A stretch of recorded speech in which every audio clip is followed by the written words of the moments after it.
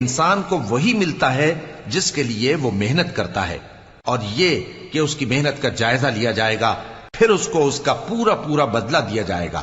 اور یہ کہ تمہارے پروردگار ہی کے پاس پہنچنا ہے، اور یہ کہ وہ ہنساتا اور رلاتا ہے، اور یہ کہ وہی مارتا اور جلاتا ہے، اور یہ کہ وہی دونوں جوڑے یعنی نر اور مادہ پیدا کرتا ہے، یعنی نطفے سے جو رحم میں ڈالا جاتا ہے، اور یہ کہ قیامت کو دوبارہ اٹھانا اسی کا ذمہ ہے، اور یہ کہ وہی دولت مند بناتا اور وہی مفلس کرتا ہے،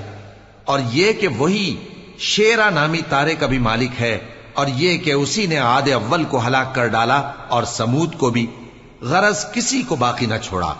اور ان سے پہلے قوم نوح کو بھی۔ کچھ شک نہیں کہ وہ لوگ بڑے ہی ظالم اور بڑے ہی سرکش تھے، اور اسی نے الٹی ہوئی بستیوں کو دے پٹکا، پھر ان پر جو چیز چھا گئی سو چھا گئی۔ تو اے انسان، تو اپنے پروردگار کی کون کون سی نعمت پر جھگڑے گا؟